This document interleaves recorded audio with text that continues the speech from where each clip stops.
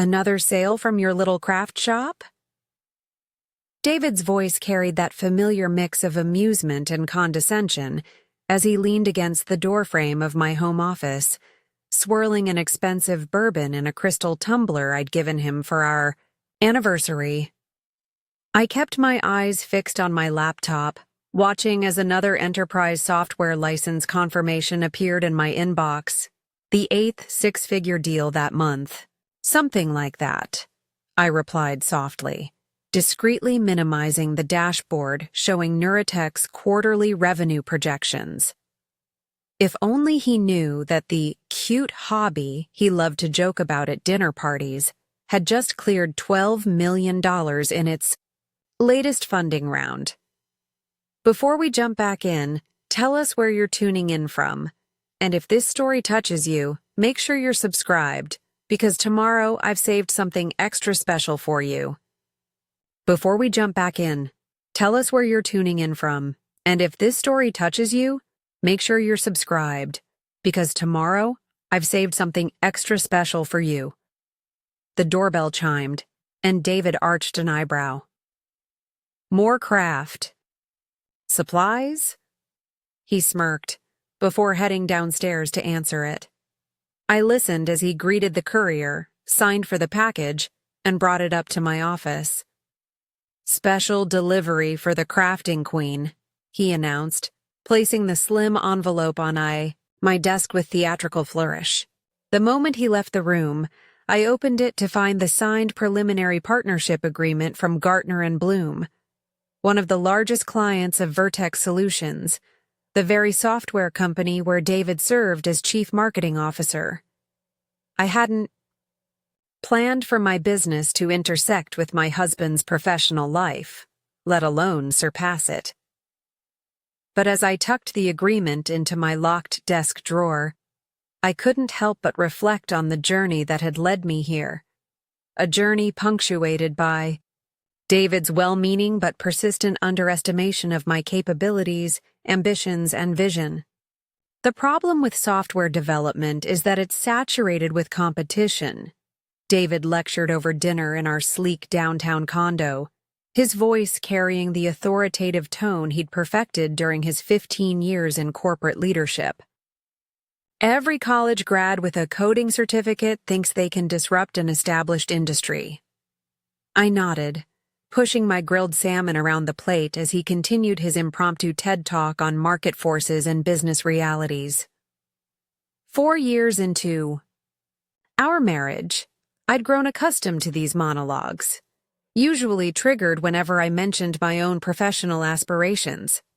That's why established players like Vertex dominate, he continued, refilling his wine glass. We have the infrastructure, the client relationships, the market credibility. You can't build that overnight from a home office. Of course, I agreed, thinking of the virtual team of 28 developers across 3 continents who now worked for Neuratech, my little side project that had started 2 years ago in this very condo, at the small desk in our guest bedroom. Mackenzie just promoted another developer to their innovation team, David said, referring to a mutual friend. Paying her a fortune, but that's what it takes if you want to hire serious tech talent these days. I smiled, thinking of Zoe Carpenter, Mackenzie's new star hire, and one of Neuratech's first employees who still consulted with us regularly on specialized projects. The tech world was smaller than David realized, especially when you operated behind the scenes as I did. Anyway, David said, checking his watch, I should prep for tomorrow's presentation. The executive committee is reviewing our acquisition targets. Vertex is finally making moves to strengthen our AI capabilities.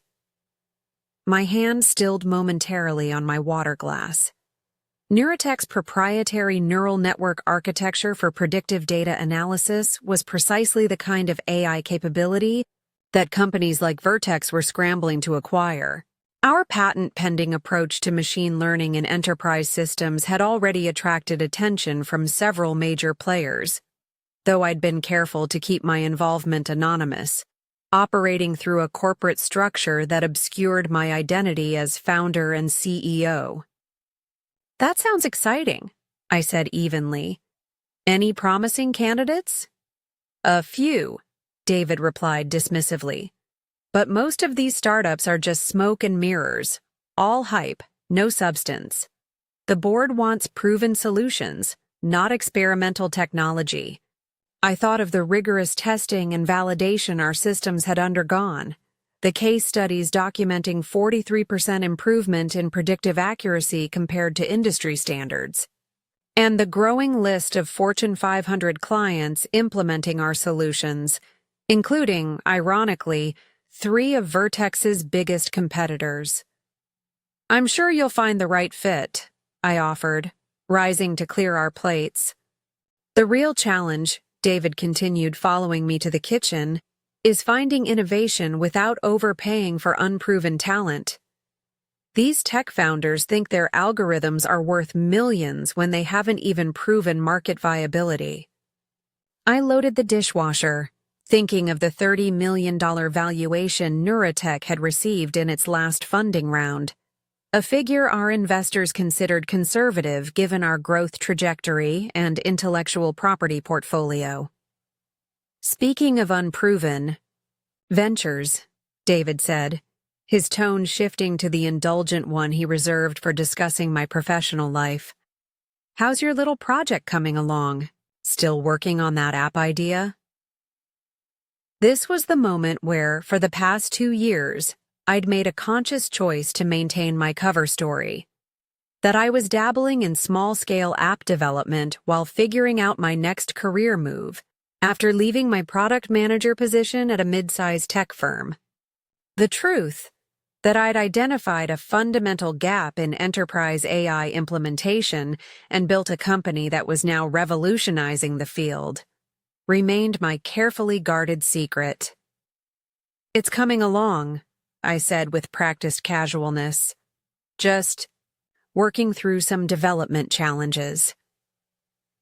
"You know," David offered with the confidence of someone who believed they were being helpful, "Vertex has an innovation incubator program for employees' spouses.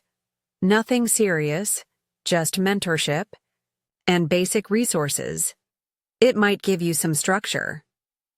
I thought of Neurotech's downtown office space, our team of elite developers, and the sophisticated infrastructure we'd built to support some of the most advanced AI systems in the industry. "That's thoughtful," I replied. "I'll look into it." David squeezed my shoulder affectionately. "Don't get discouraged if it's slow going. These things take time, especially when you're learning the ropes. Not everyone is cut out for the tech-fast lane." As he headed to his home office, I checked my phone to find a message from Amara, Neurotech's COO. "Johnson and Merritt implementation complete. 52% performance improvement over baseline. CEO wants to discuss expanded contract tomorrow." I typed a quick response, then poured myself a glass of wine. The irony wasn't lost on me. David's company was desperately seeking the very technology I'd built, while he remained convinced I was just playing at business. The next morning, I waited until David left for work before transforming our guest bedroom into my temporary command center. This wasn't my usual routine. Neurotech had well-appointed offices downtown where I typically spent my working hours. But today's executive meeting required privacy given its sensitive nature. "Everyone's online," Amara informed me as I connected to our secure video conference. On my screen appeared the faces of our leadership team, Amara Chen, our brilliant COO who'd left a prestigious position at Oracle to join Neurotech, Marcus Wong, our CTO, and the architectural genius behind our core technology, Elena Petrov, our VP of Client Implementation, and Raj Patel, who headed our business development team. The Vertex exploratory team reached out again, Raj began, sharing his screen to show an email. Their new CTO is pushing hard to evaluate our solution. They've increased their initial offer by 35%. I leaned back in my chair, processing this information. When Vertex had first approached Neurotech 3 months ago, through intermediaries, unaware of my connection, I'd instructed Raj to maintain polite but non-committal engagement. The irony of potentially selling our technology to my husband's company had initially seemed amusing, but as Vertex became more persistent, the situation had grown complicated. "What's driving their urgency?" I asked, though I already knew the answer from David's inadvertent disclosures over dinner conversations. Preparing and narrating this story took us a lot of time, so if you are enjoying it, subscribe to our channel. It means a lot to us. Now, back to the story. Their Q3 results missed projections for the second consecutive quarter, Elena explained. They're losing market share to competitors who've implemented advanced predictive analytics, specifically 3 enterprises using our platform. Marcus chimed in. Their technical assessment team has been asking detailed questions about our architecture. They're especially interested in our learning algorithms and prediction accuracy rates. And David still has no idea? Amara asked delicately. She was the only member of our executive team who knew about my personal connection to Vertex. None, I confirmed. He thinks I'm developing a simple app as a hobby. The team exchanged glances, and I could read their thoughts. How could someone so completely misunderstand their spouse's capabilities? The truth was both simple and complex. David wasn't malicious or deliberately dismissive. He simply couldn't reconcile the woman he'd married, who'd been a mid-level product manager when we met, with the founder of a cutting-edge AI enterprise. In his worldview, tech visionaries were hoodie-wearing wunderkinds or seasoned industry, veterans from elite universities, not women who'd built their expertise through relentless self-education and practical innovation. "We have another option to consider," Raj said carefully. CoreTech Ventures has increased their acquisition offer to $95 million. They're willing to maintain our brand and leadership structure. I nodded, having anticipated this development. CoreTech was one of Vertex's primary competitors, and their interest in Neurotech had been growing steadily. "What's your assessment, Amara?" I asked our COO, whose judgment I trusted implicitly. "CoreTech's offer is solid," she replied thoughtfully. "But Vertex is better positioned to scale our technology across multiple verticals. Their market penetration would accelerate our impact significantly. And increase our valuation," Marcus added. I was silent for a moment, weighing the professional opportunity against the personal complications.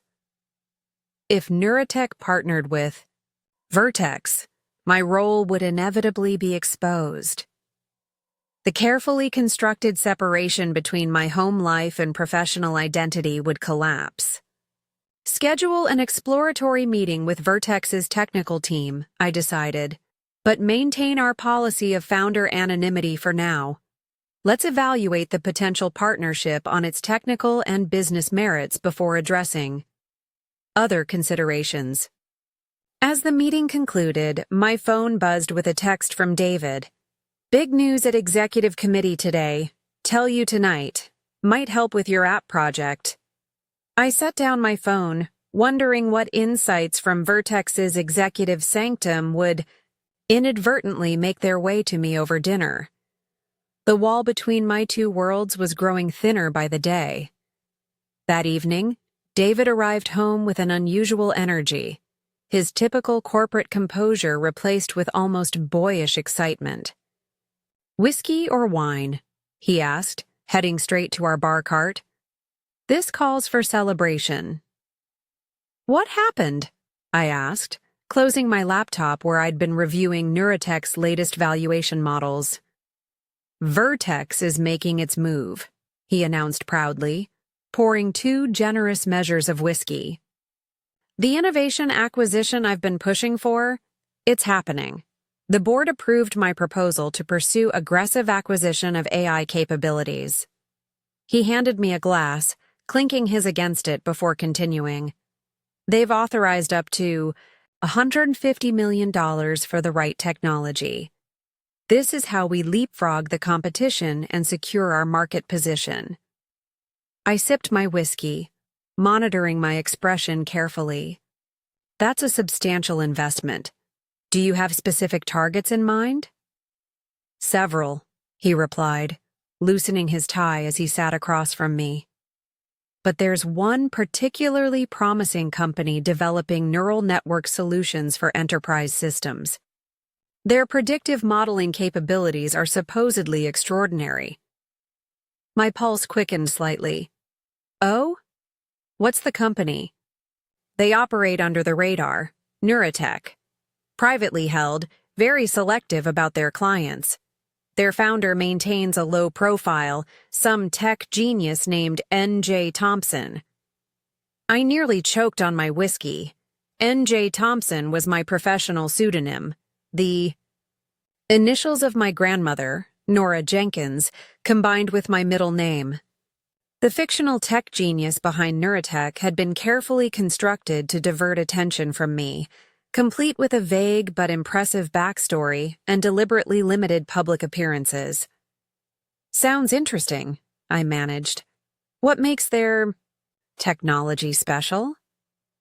David launched into an enthusiastic explanation of Neurotech's capabilities, my company's capabilities, with a level of technical understanding that both impressed and amused me.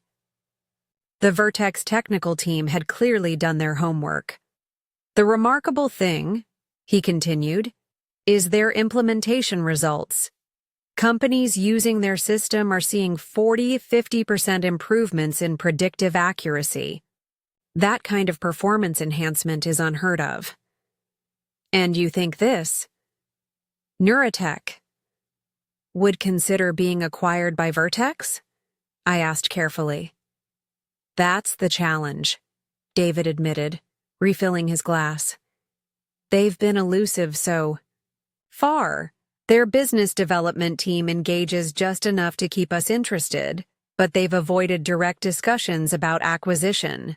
I'm leading the team that's going to change that. We're meeting with their technical representatives next week. What if they're not interested in selling? I suggested. David gave me the indulgent smile I'd grown accustomed to, the one that said he was about to explain business realities to me. Everyone has a price, especially these startup founders who haven't figured out how to scale. They might have impressive technology, but they need Vertex's infrastructure and client base to realize its full potential.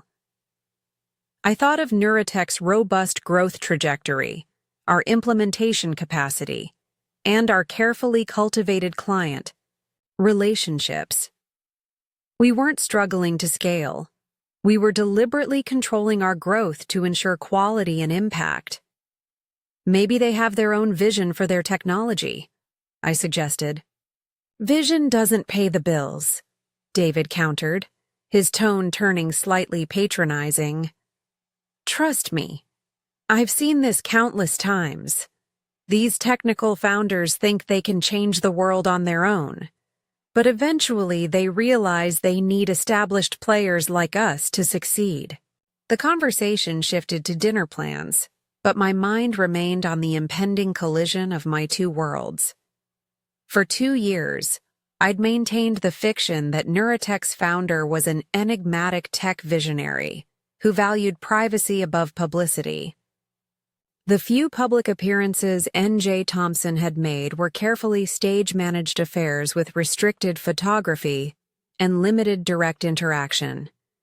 This deliberate mystique had served its purpose, allowing me to build Neurotech without drawing connections to my personal life. But with Vertex's intensifying interest, the charade was becoming increasingly difficult to maintain. As David talked about restaurant options, I mentally reviewed my contingency plans. Neurotech's corporate structure was designed to withstand scrutiny, with layers of legitimately constructed entities that obscured without illegally concealing my role. Our intellectual property was securely protected, our contracts ironclad, our finances impeccable. I'd built Neurotech with this eventuality in mind, knowing that someday the truth would emerge.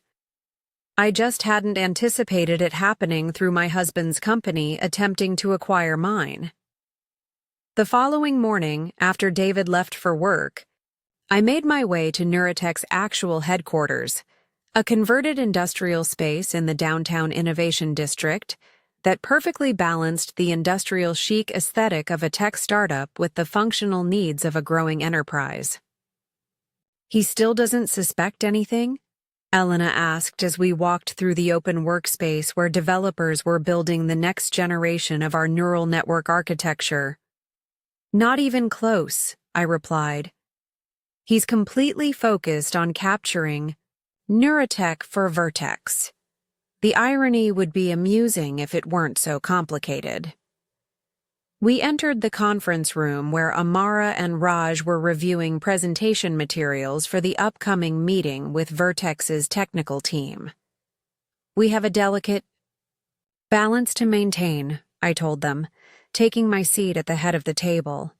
"We need to demonstrate enough of our capabilities to justify our valuation without revealing our competitive advantages, and we need to do all this while I remain anonymous." "About that," Raj said carefully. "Vertex's acquisition team is insisting on meeting N.J. Thompson as part of any serious discussion. They won't move forward without direct engagement from the founder."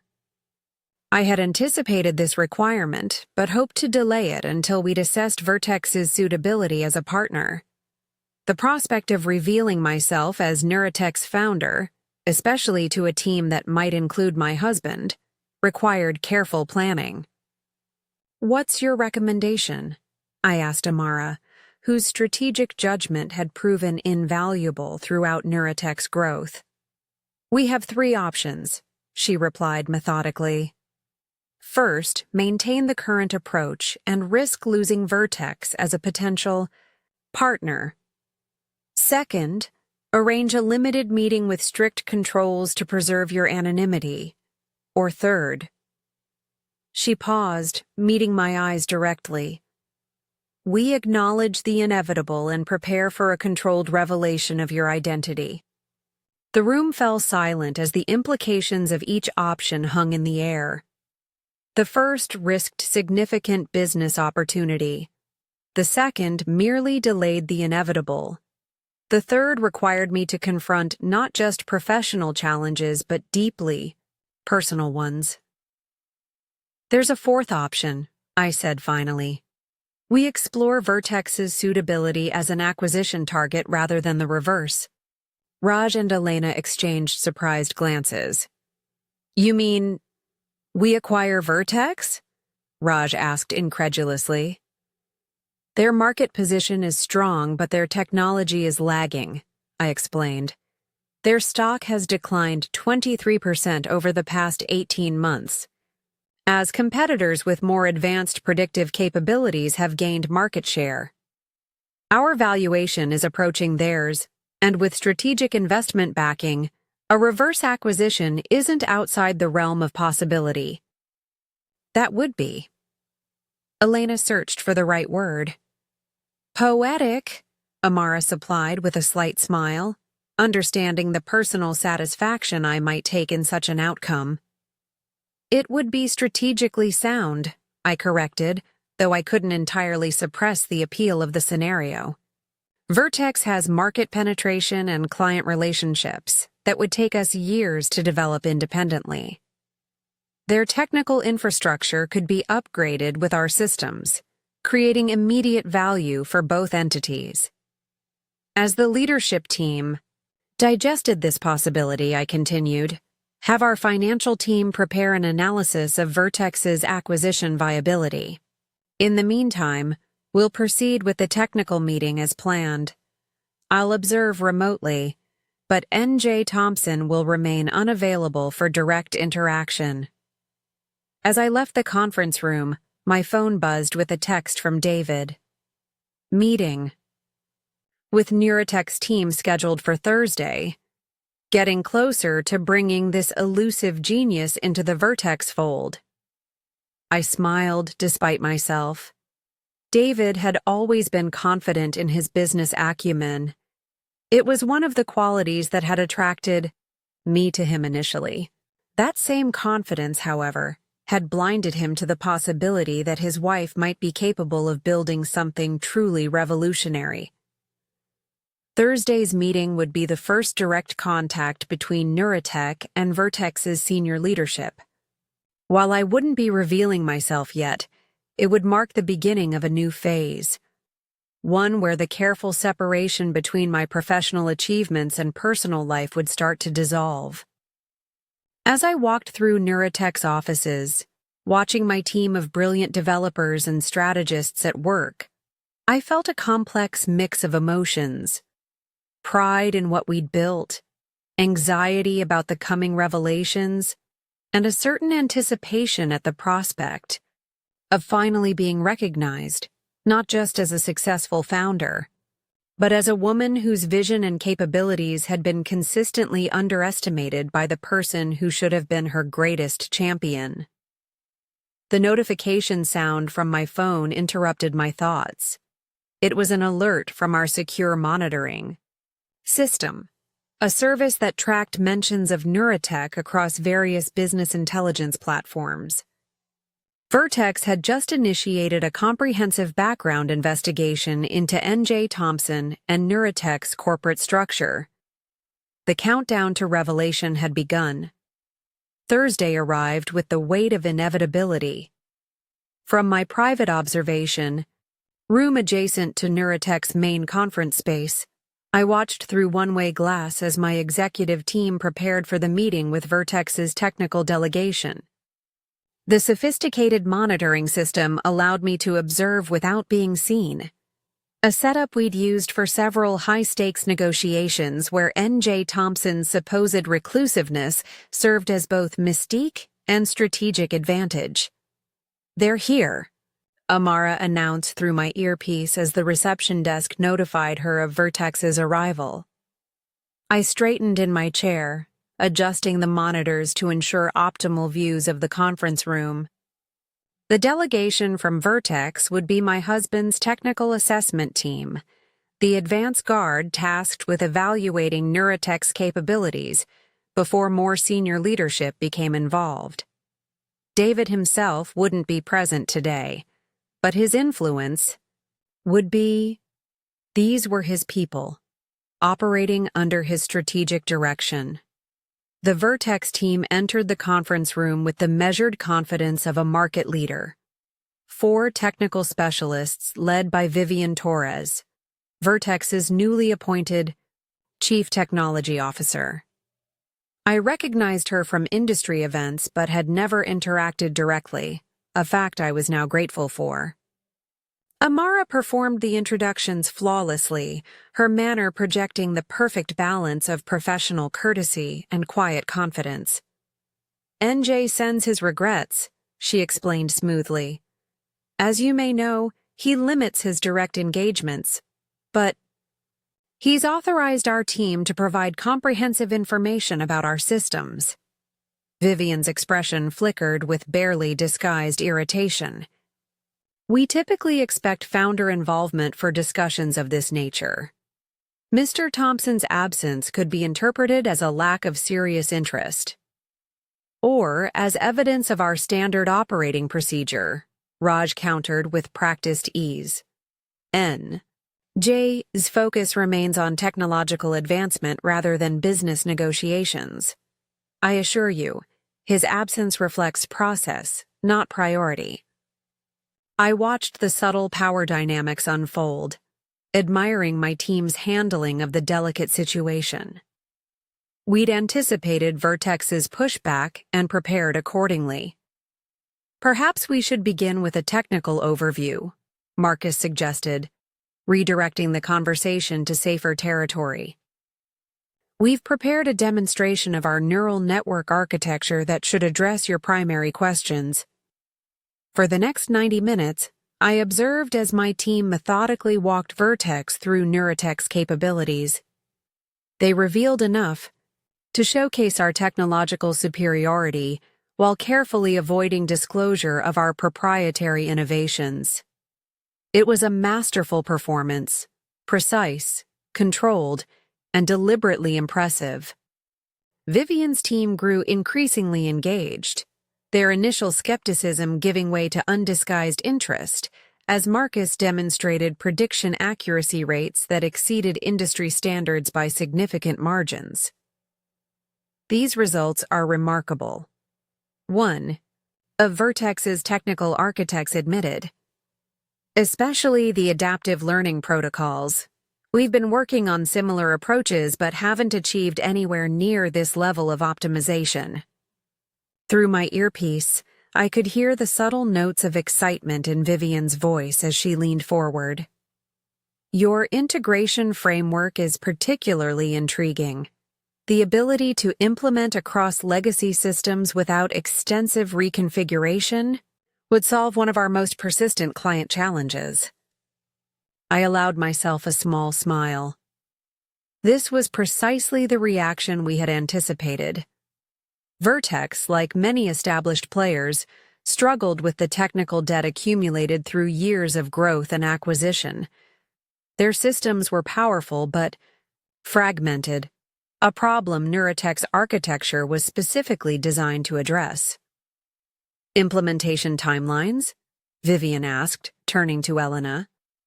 Typically 3 to 4 weeks for initial deployment, Elena replied. Full integration and optimization within 2 to 3 months, depending on system complexity. We've never exceeded our projected timelines. The claim hung in the air, bold but factual. In an industry notorious for missed deadlines and extended implementations, Neurotech's reliability represented another significant competitive advantage. Vivian exchanged glances with her team before turning back to Amara. These capabilities align with our strategic needs. I'd like to involve our senior leadership in the next discussion, including a direct conversation with N.J. Thompson. And there it was. The request we'd known was coming but had hoped to delay. Amara handled it exactly as we'd rehearsed. We understand the importance of founder involvement at this stage, she acknowledged. I'll consult with NJ about possible arrangements. In the meantime, we've prepared technical documentation for your team's review, subject to the confidentiality agreements already in place. The meeting concluded with the polite but charged atmosphere of mutual interest tempered by unresolved questions. As Vertex's team gathered their materials, Vivian lingered to speak privately with Amara, a conversation I monitored closely through my earpiece. David Morrison speaks very highly of your company's potential, Vivian said, her voice lowered. He's personally championing this acquisition. It would be unfortunate if founder reticence became an obstacle. My pulse quickened at the mention of my husband's name. The worlds I'd kept separate were drawing inexorably closer. We appreciate Mr. Morrison's interest, Amara replied diplomatically. Rest assured NJ is fully engaged in these discussions, albeit in his own distinctive manner. After Vertex's departure, my team assembled in my private observation room, the energy of post-meeting adrenaline still evident in their movements. They're impressed but frustrated, Raj assessed, loosening his tie. Classic corporate reaction. They want what we've built, but on their terms. Vivian's technical grasp is stronger than we anticipated, Marcus added. She asked precisely the right questions about our learning algorithms. And invoking David's name was a deliberate pressure. Tactic? Amara concluded, giving me a concerned glance. They're escalating faster than we expected. I nodded, processing this development. David mentioned last night that he's personally invested in this acquisition. His leadership is pushing for quick movement. Their quarterly results depend on demonstrating innovation progress. So what's our next move? Elena asked, directing the question to me. N.J. Thompson can't keep dodging direct engagement indefinitely. I took a deep breath, weighing our options. Have our financial team accelerate their analysis of Vertex's acquisition viability, and schedule a follow-up meeting with Vertex for next week, this time with David included. You're going to reveal yourself? Amara asked, surprise evident in her tone. Not yet, I clarified. I'll observe again, but I want to see David's direct involvement before making that decision.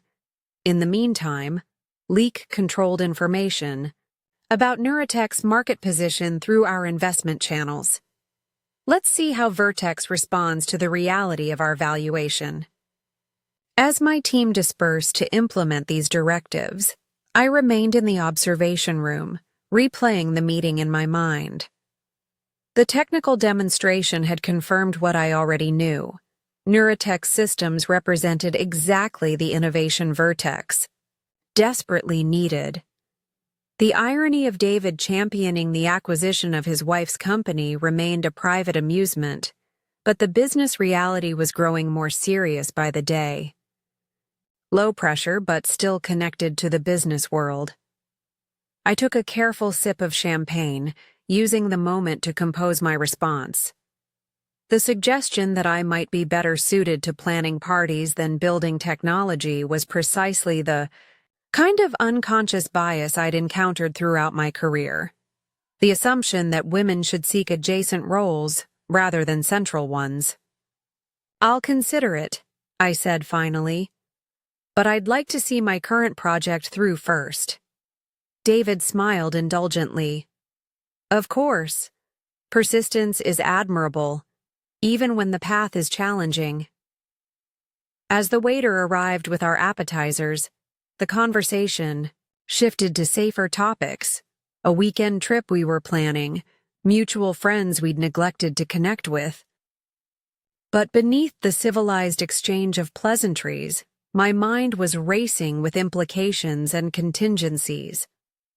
The meeting scheduled for next week would bring David into direct contact with Neurotech's leadership, my leadership team. While I could observe anonymously again, the charade was becoming increasingly precarious. Sooner rather than later, I would need to decide how and when to reveal my identity as the founder David was so eager to meet. The following morning, I arrived at Neurotech earlier than usual, driven by a restless energy that sleep had done little to dissipate. The night's conversation with David had crystallized the approaching collision of my dual lives, and I needed to prepare my team accordingly.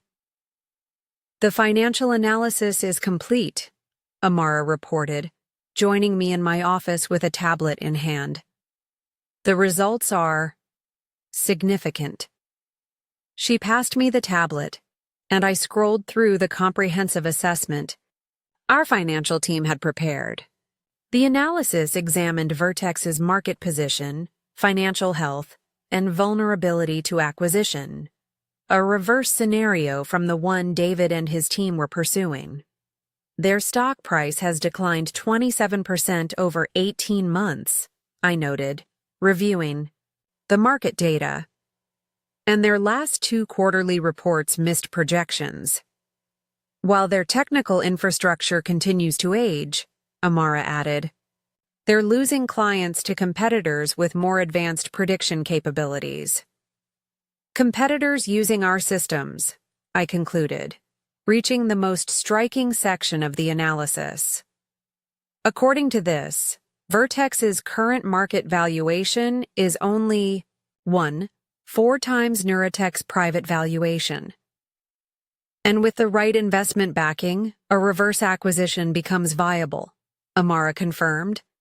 particularly if we leverage our relationships with Gartner and Bloom and the other shared clients who are growing frustrated with Vertex's technical limitations.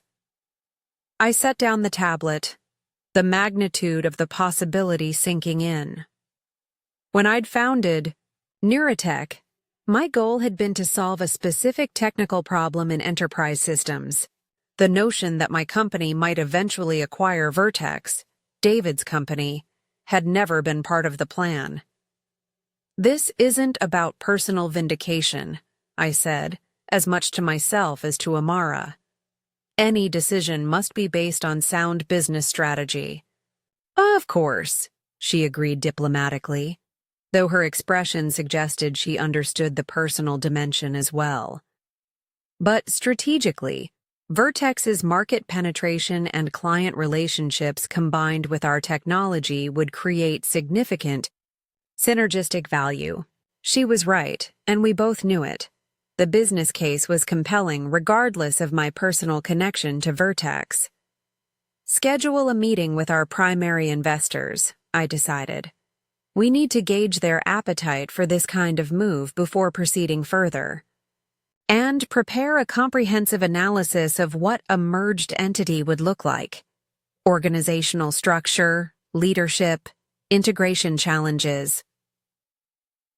As Amara departed to implement these directives, I turned my attention to another pressing matter, the upcoming meeting with Vertex's leadership, including David. While I wasn't ready to reveal myself yet, I needed to begin preparing for the inevitable. The rest of the day passed in a blur of strategic planning and operational decisions. By late afternoon, I was reviewing the proposed structure for the Vertex meeting when my secure phone, the one David didn't know about, buzzed with a message from Raj. "Vertex accelerating timeline.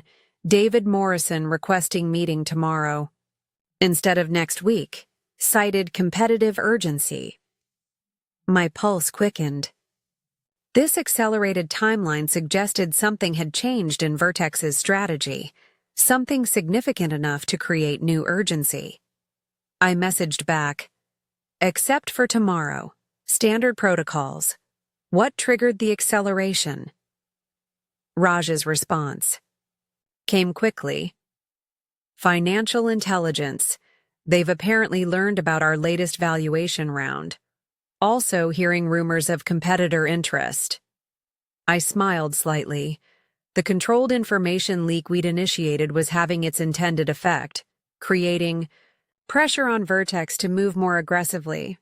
But the compressed timeline also meant less preparation for the heightened complexity of a meeting involving David. "Confirm for 10 a.m., I instructed.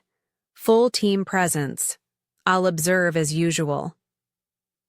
That evening, I arrived home to find David working intently in his home office, surrounded by financial reports and market analyses.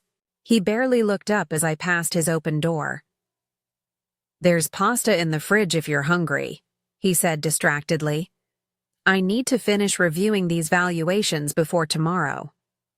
"Big day?" I asked innocently. "Potentially transformative," he replied, his focus still on his screen. "That AI company I mentioned? We've moved up our meeting. Their recent funding round puts their valuation higher than expected. We need to move quickly before they entertain other suitors." I leaned against the doorframe, watching as my husband analyzed my company's financial position with intense concentration. "Sounds like they're in a strong negotiating position," I observed. "Stronger than we initially assessed," David admitted, finally looking up. "But everyone has a price point. It's just a matter of finding the right approach." He rubbed his eyes tiredly.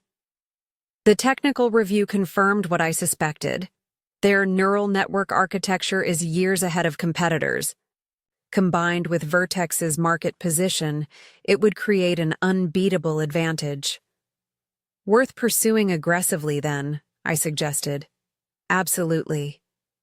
His expression shifted to one of determined confidence. Tomorrow is just the first formal engagement, but I intend to make our interest unmistakable. Once I meet this reclusive founder face to face, I can gauge what really motivates him. I nodded, maintaining my supportive spouse facade while internally processing the irony of his statement. Well, I won't distract you further. Good luck with your preparation. As I turned to leave, David called after me. Oh, I meant to ask, how's your app project coming along? Any progress? The casual dismissal implicit in his tone, the automatic assumption that my work remained small and struggling, strengthened my resolve for the path ahead. It's reaching a critical phase, I replied truthfully. Tomorrow might bring significant developments. Friday morning arrived with a crystalline clarity that seemed fitting for the day's significance. I dressed with particular care, selecting a power suit I kept at Vertex offices, an outfit David had never seen before.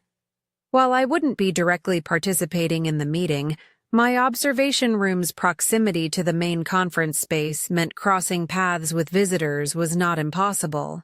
Better to be prepared for any contingency. I arrived at Vertex well before the scheduled meeting time, reviewing final preparations with my leadership team.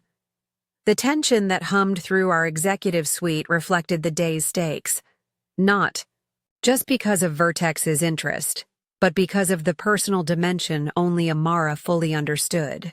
David will be leading their delegation, Raj confirmed, checking his tablet, along with Vivian Torres and their head of business development. Remember, we're not making decisions today, I instructed my team. This is an exploratory discussion. Only express appropriate interest in their approach, but make no commitments regarding acquisition. And if they push for direct engagement with N.J. Thompson? Elena asked. Maintain the established position. Founder involvement comes at a later stage, contingent on preliminary agreement on valuation and terms. As the clock approached 10 a.m., I retreated to my observation room, settling into position as my team prepared to receive Vertex's delegation. Through the one-way glass, I watched as Amara arranged materials at the conference table, her composure betraying none of the day's unusual circumstances. At precisely 10 yas, the reception desk announced Vertex's arrival. I straightened in my chair, adjusting my earpiece to ensure optimal audio as the delegation was escorted into the conference room. David entered first, his confident stride and impeccable suit projecting the executive presence he'd carefully cultivated throughout his career. Following him were Vivian Torres and Benjamin Wells, Vertex's recently appointed Chief Strategy Officer. The introductions proceeded according to protocol, with Amara handling the preliminaries before turning the floor over to David. I watched my husband with a strange mixture of professional assessment and personal knowledge, seeing both the skilled business leader and the man who consistently underestimated his wife's capabilities. Thank you for accommodating our accelerated timeline, David began, his voice carrying the practiced authority I recognized from countless business dinners and social events. As I'm sure you understand, the current market environment necessitates decisive action when strategic opportunities arise. We appreciate directness, Amara replied with professional poise, though we were admittedly surprised by the sudden urgency. David smiled, the confident smile I'd seen him use in countless negotiations. Transparency serves everyone's interests. We've become aware of your recent funding round and valuation. Impressive growth, particularly in this competitive landscape. We prefer to let our technology and client outcomes speak for themselves, Marcus interjected smoothly. And they speak volumes, Vivian added, leaning forward. Our technical assessment confirmed what market indicators suggested. Neurotech's neural architecture represents a significant advancement in enterprise prediction systems. The meeting progressed with the choreographed precision of high-level business negotiation, each side revealing enough to maintain engagement while carefully protecting their strategic positions. I watched as my team navigated Vertex's probing questions with practiced skill, revealing Neurotech's strengths without exposing vulnerabilities. David, I noted with a mixture of professional respect and personal irritation, was very good at this. His questions demonstrated genuine understanding of the technological landscape and business implications. Had he brought this level of serious engagement to discussions of my professional aspirations, our relationship might have evolved very differently. Let's address the fundamental question, David said finally, after nearly an hour of technical and market discussion. Is Neurotech open to acquisition? More specifically, is N.J. Thompson interested in becoming part of Vertex's innovation leadership? The directness of the question created a momentary silence in the conference room.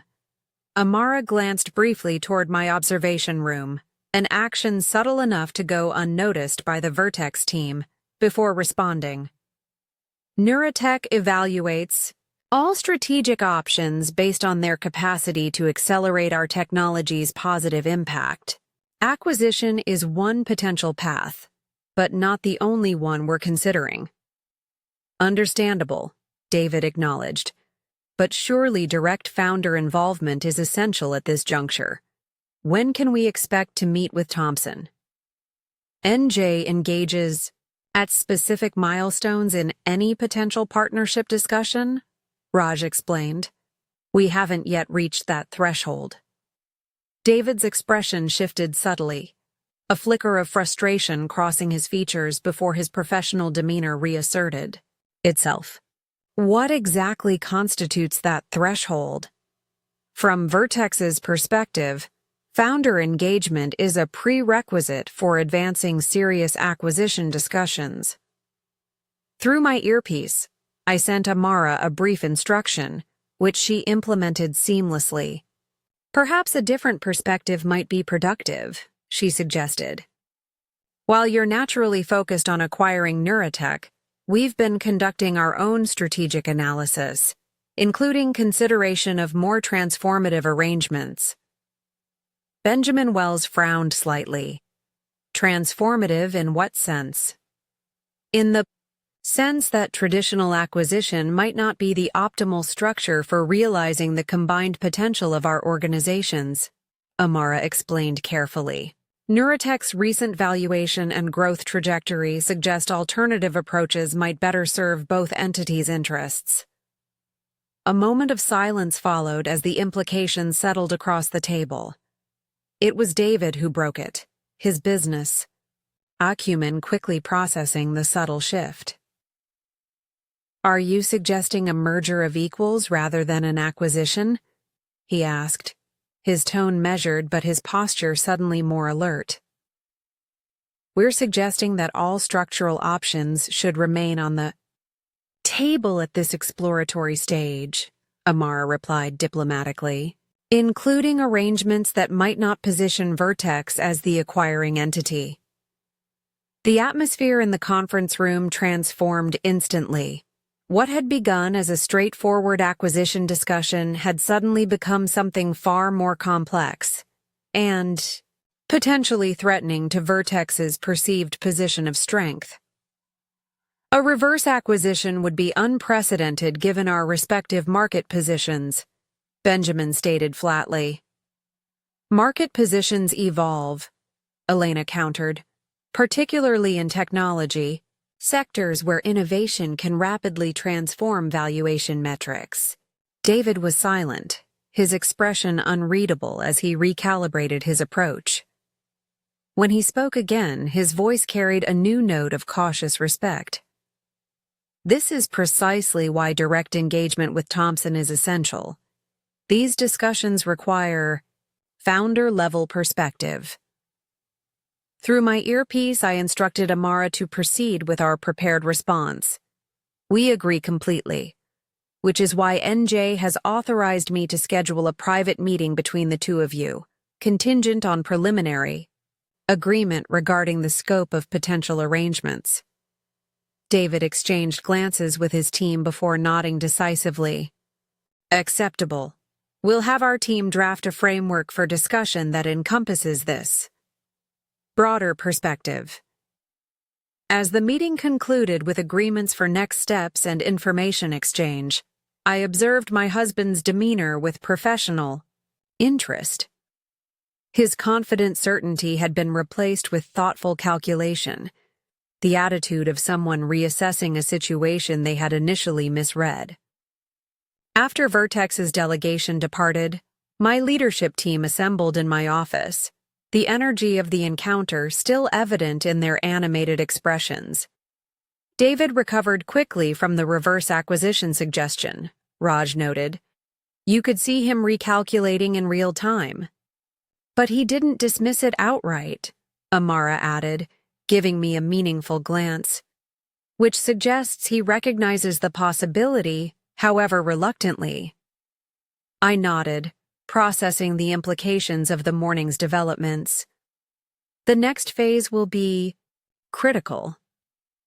Vertex will scrutinize our financials and technical assets more aggressively now that they understand we're not simply awaiting their offer. And the private meeting between you and David? Elena asked, her tone careful. When will that occur? Give them a week to digest today's discussion, I decided. Then schedule the meeting for next Friday. By then, our investors will have provided feedback on the reverse acquisition scenario, and will have a clearer strategic direction. As my team departed to implement these directives, I remained in my office, reviewing the meeting recording with a strange mixture of professional and personal perspective. Seeing David in his element, confident, strategic, commanding, reminded me of why I'd been attracted to him initially. His business acumen was genuine, his leadership capabilities substantial. Yet watching him discuss the acquisition of a company he didn't realize was mine, founded and led by the wife whose business capabilities he routinely dismissed, crystallized the fundamental disconnect in our relationship. It wasn't merely that he underestimated me. It was that his perception of me seemed impervious to contrary evidence. My secure phone buzzed with a message from our primary investor. Reviewed preliminary analysis of Vertex acquisition scenario. Intriguing potential. Available to discuss further details when convenient. Another message followed immediately from our legal team. Completed review of Vertex's corporate structure and acquisition vulnerabilities. Several promising approaches identified. The pieces were aligning more rapidly than I'd anticipated. What had begun as a defensive strategy, understanding Vertex's interest in neurotech, was evolving into a genuine possibility. The acquisition of my husband's company by the very enterprise he believed was my little project. My phone, my regular phone, buzzed with a text from David. Meeting with neurotech fascinating. Their perspective more complex than anticipated. Working late tonight to recalibrate our approach. I stared at the message, struck again by the surreal dichotomy between my professional reality and personal facade. In 1 week, that dichotomy would collapse entirely when David finally met N.J. Thompson face to face. The revelation would permanently transform both our professional relationship and our marriage. The only question remaining was whether either could survive the truth. The week leading up to my scheduled meeting with David passed in a blur of strategic preparation and emotional recalibration. Each day brought new developments that accelerated the collision course between my professional accomplishments and personal relationships. On Monday morning, I sat in Neurotech's executive conference room with our core investment team, reviewing the detailed analysis of a potential Vertex acquisition. The atmosphere was charged with an intensity that reflected the magnitude of what we were considering. Based on current market conditions and Vertex's vulnerable position, we believe a reverse acquisition is not only feasible but potentially transformative for both entities, explained Sophia Reyes, head of our lead investment firm. Her presentation displayed complex valuation models and market projections across the room's oversized screens. Vertex's declining stock price creates a unique window of opportunity. Their technical debt is substantial, Marcus added, our CTO's assessment clinical and precise. But their market penetration and client relationships remain valuable.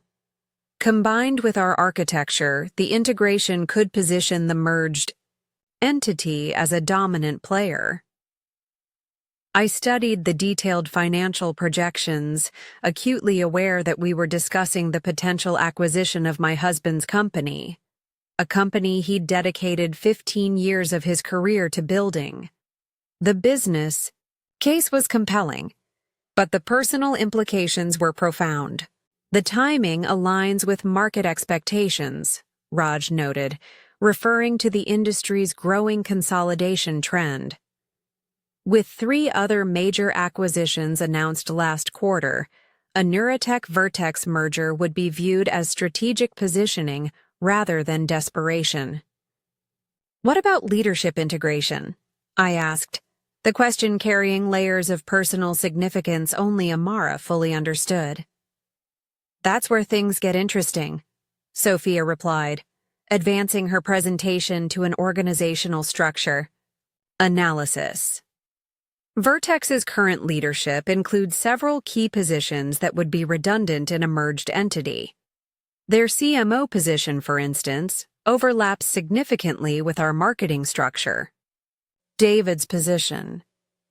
I maintained my professional composure, but the implication wasn't lost on anyone who knew my personal connection, which, in this room, was only Amara. Her glance in my direction carried silent acknowledgement of the complexity. Our recommendation, Sophia continued, is to prepare a formal acquisition proposal for presentation following Friday's meeting. The financial backing is secured, $150 million in combined equity and debt financing, contingent on standard due diligence.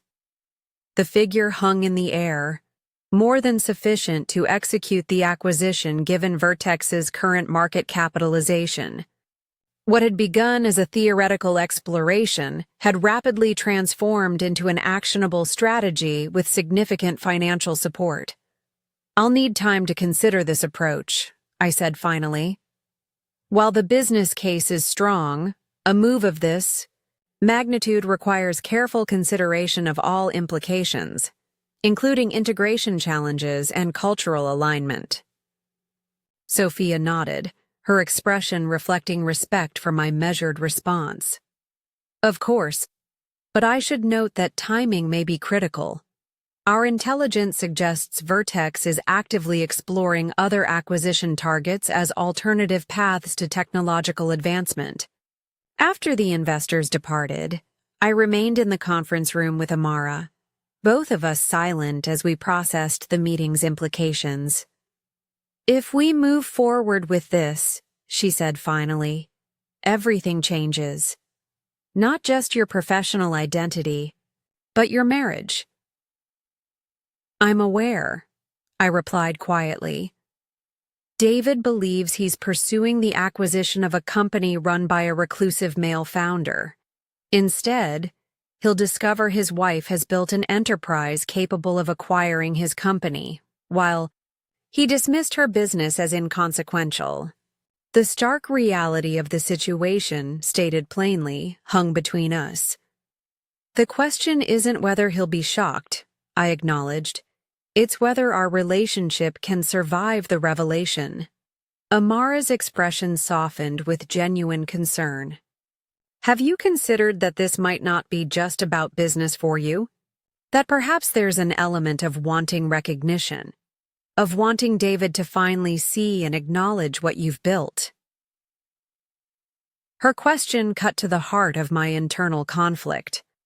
While I'd built Neurotech with genuine passion for the technology and its potential, I couldn't deny that David's persistent underestimation had become a painful undercurrent in our relationship.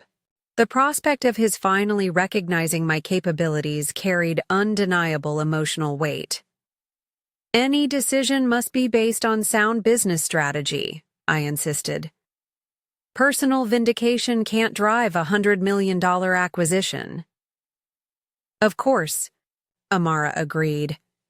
"But pretending the personal dimension doesn't exist would be equally problematic. This isn't just another business transaction." I nodded, acknowledging the truth in her assessment.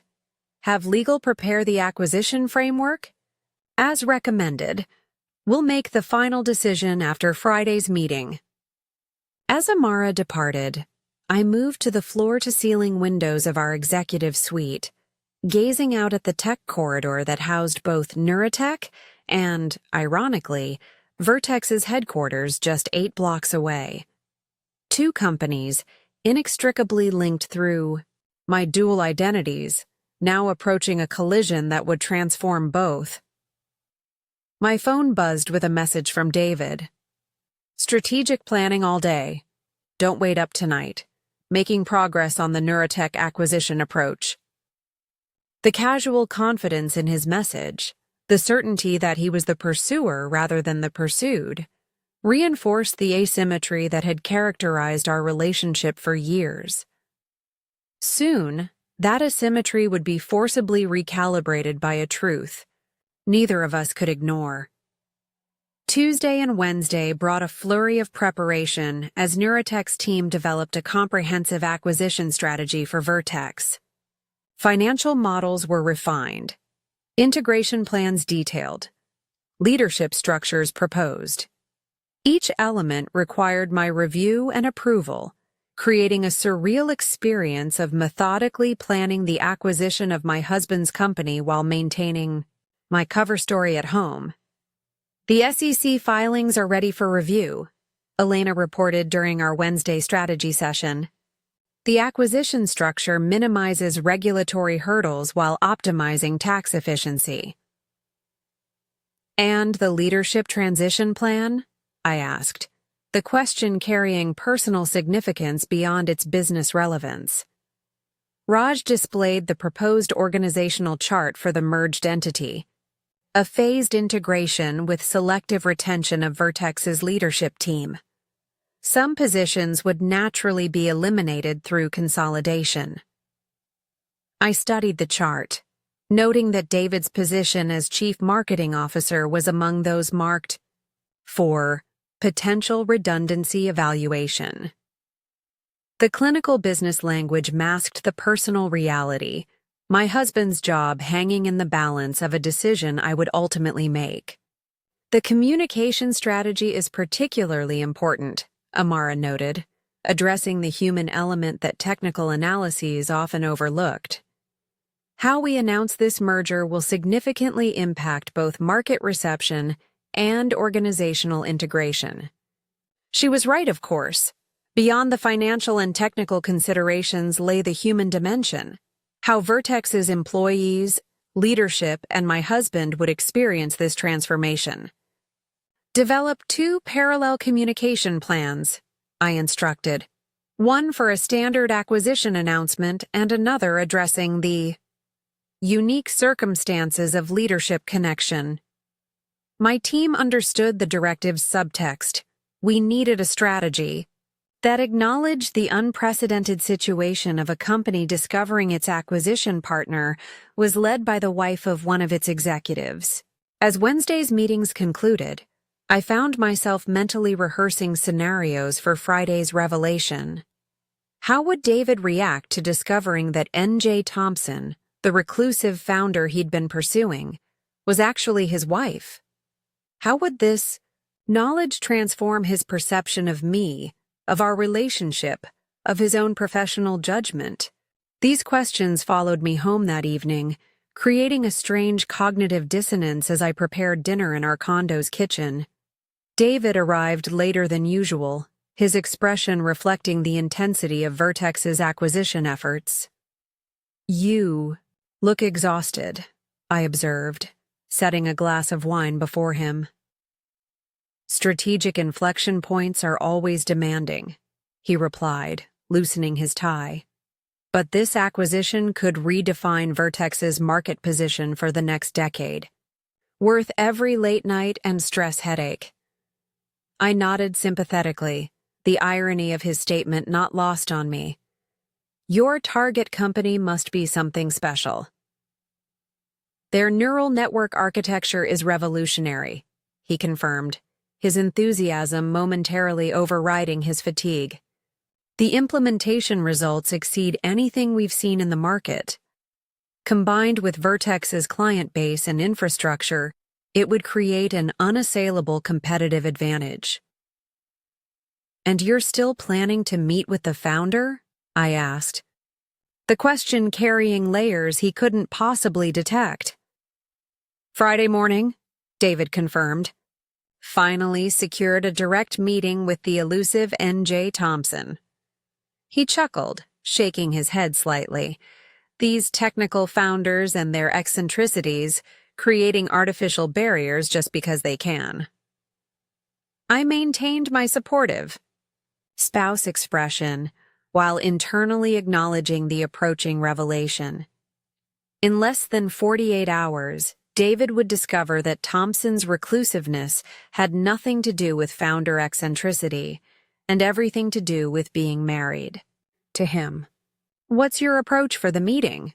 I asked, genuinely curious about his strategy for a negotiation he didn't realize involved his wife.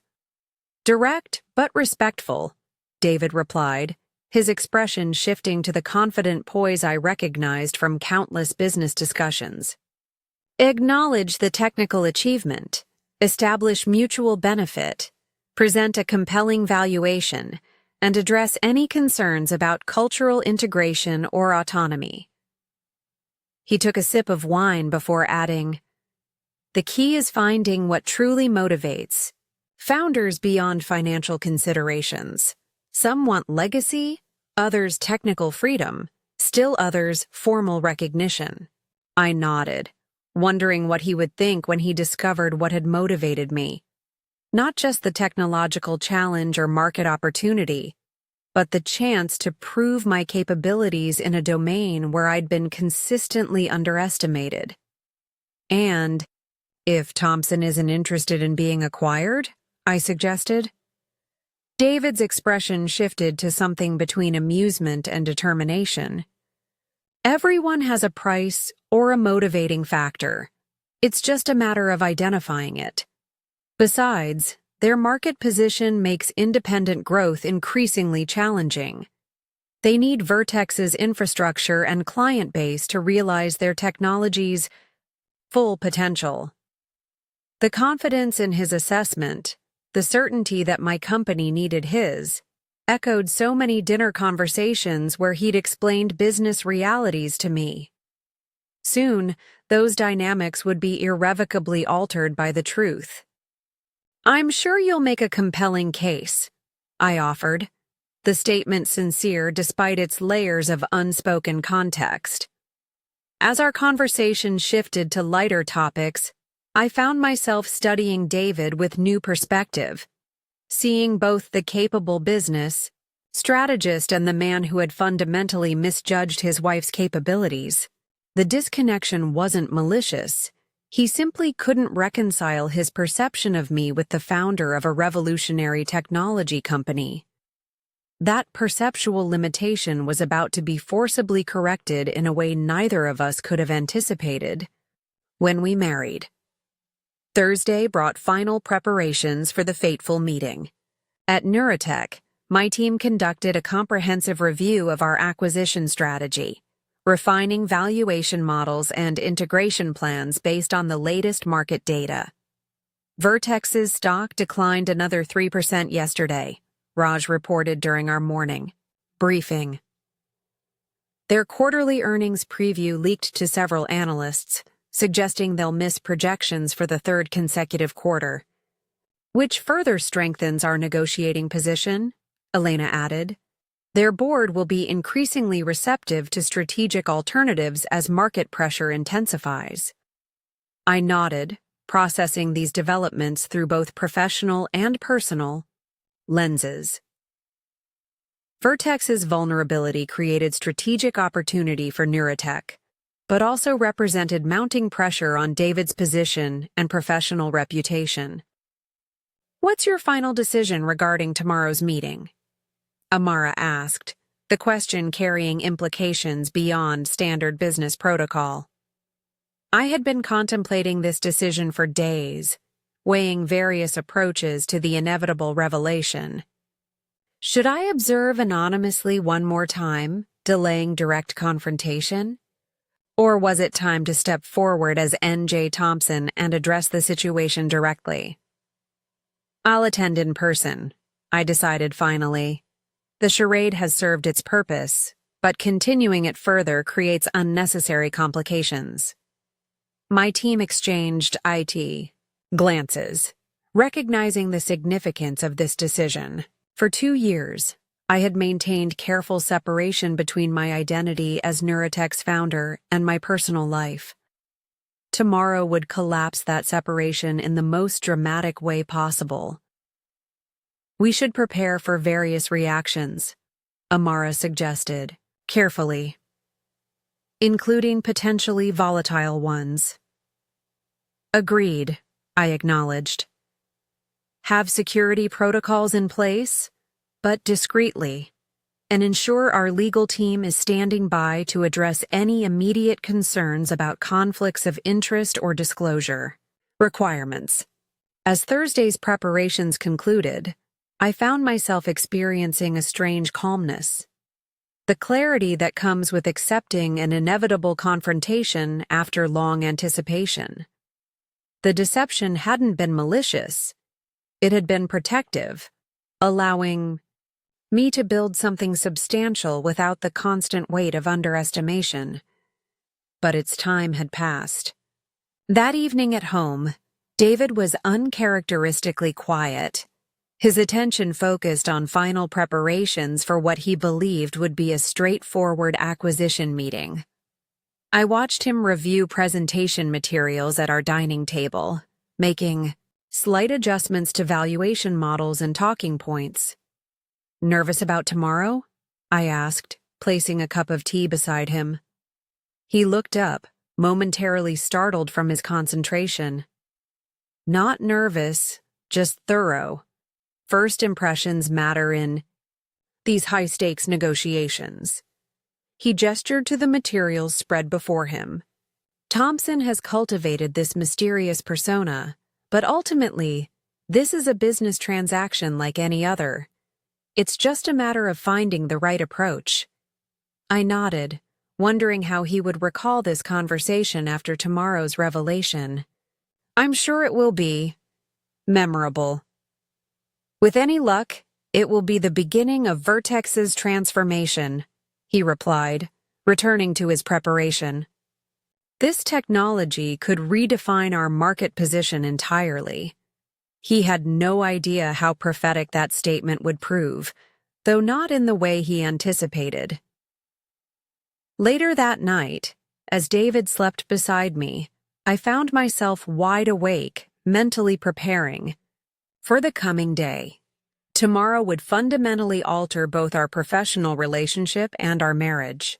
The carefully constructed wall between my dual identities would collapse completely, forcing both of us to confront uncomfortable truths. David about his persistent underestimation of my capabilities, and me about the deception I'd maintained through years of our relationship. I had built Neurotech with genuine passion for the technology and its potential to transform enterprise systems. The company's success wasn't about proving something to David, it was about creating something valuable that solved real problems. Yet I couldn't deny that his dismissal of my professional aspirations had influenced my decision to operate in secrecy, to build something substantial before exposing it to his judgment. As dawn approached, I finally drifted into restless sleep, dreaming of boardrooms and neural networks and the look on David's face when he realized who N.J. Thompson really was.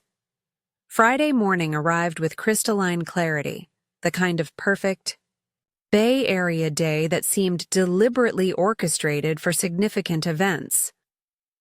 I left early, telling David I had a networking breakfast, while he prepared for what he believed would be the most important acquisition meeting of his career. At Neurotech's headquarters, I met with my executive team for final preparations. The tension was palpable, each of us aware of the day's stakes, not just professionally, but personally. Vertex's delegation is confirmed for 10 a.m., Raj reported. David Morrison, Vivian Torres, and Benjamin Wells.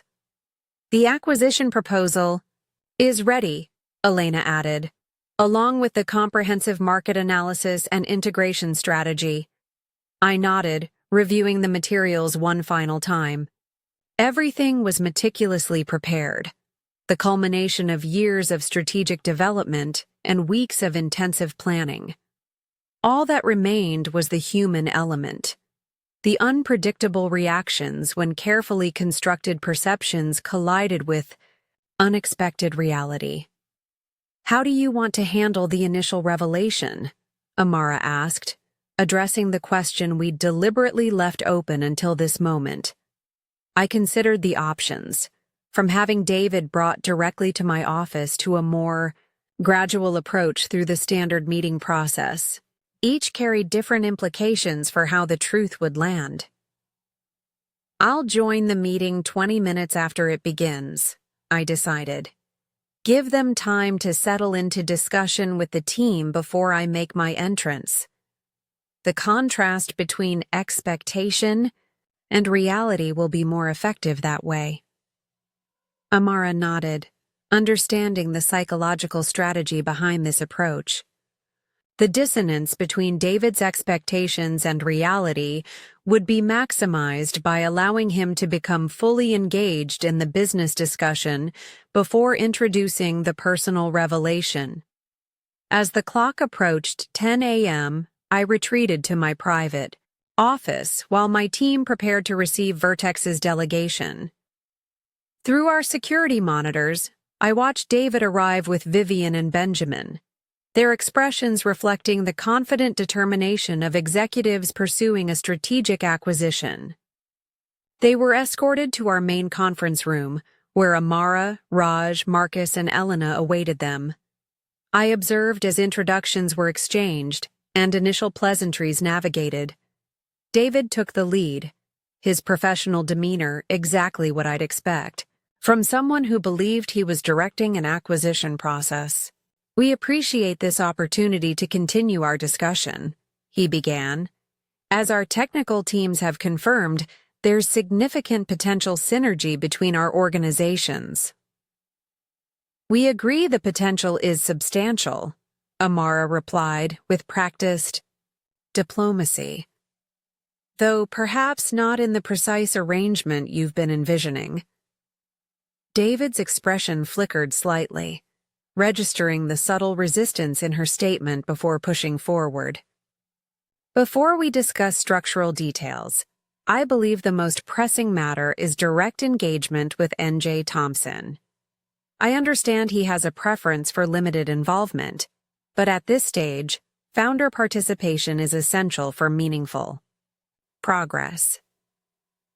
You'll have the opportunity to meet with our founder shortly, Raj assured him. In the meantime, we've prepared an analysis we believe will provide valuable context for that conversation. With practiced coordination, my team began presenting our reverse acquisition proposal, methodically outlining the business case for Neurotech acquiring Vertex rather than the reverse. I watched as David's expression shifted from confident certainty to confused recalibration, and finally to guarded assessment as he processed this unexpected development.